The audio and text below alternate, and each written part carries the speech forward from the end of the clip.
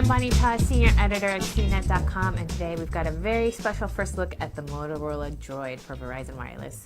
We just got this in, and I'm just as excited as you are to check out Verizon's first Android phone, so let's jump right to it. Let's talk about the design first. For what it offers, I'm really amazed at how thin the smartphone is. It's about the same size as the iPhone 3GS, a little bit blockier and a little thicker, but it's also got a slide-out QWERTY keyboard, so you really have to appreciate it's only about a couple hundredths of an inch thicker than the iPhone. The keyboard is pretty decent. It's got a D-pad here on the right side so you can navigate around pages and select items. The buttons are a little flat and small, but it works for me since I have smaller hands, but I think users with larger thumbs might have some issues. But like anything else, with time you get used to it, I think. Plus, it's a physical keyboard. I'm one of those people that have to have a physical keyboard and can't go all touchscreen, so this is great. You do get virtual keyboards, though, in both portrait and landscape mode, so if you're just punching out some quick replies or text messages, you can easily use those without having to open the phone. I think the real attention grabber of the Droid is the display, though. It measures 3.7 inches, which is bigger than the iPhones and even the HTC Touch Pro 2s, and it's absolutely vibrant and gorgeous with a 480 by 854 pixel resolution.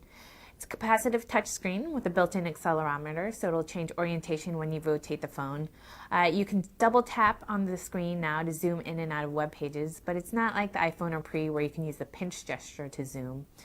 Still very sharp and responsive, and like other Android phones, you can customize 3 home panes with different widgets and shortcuts for easy access to your favorite apps. Some other highlights of the design include a 3.5mm headphone jack on the top.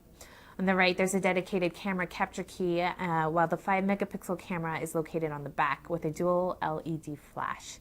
Last but not least, there's a micro SD card slot behind the battery cover door, and Verizon and Motorola are being very generous by including a 16GB card with the phone. That's just a quick overview of the design. Let's look at some of the features now. The Motorola Droid is the first smartphone running Android 2.0. This is the latest version of Google's Android operating system. Brings some great features. For example, you now get native Microsoft Exchange support for Outlook, email, and calendar, in addition to your Gmail and POP3 and IMAP accounts. The Droid also now has a dedicated Facebook app, and it'll pull in all your contacts from there, as well as Gmail and Exchange, and combine them in your address book. So if you pull up a friend's contact card, you'll be able to see his or her Facebook status, different email addresses, IM handles, photos, etc. The Droid's web browser also has some improvements. There's support for visual bookmarks, as well as the multi-tap zooming that I mentioned earlier.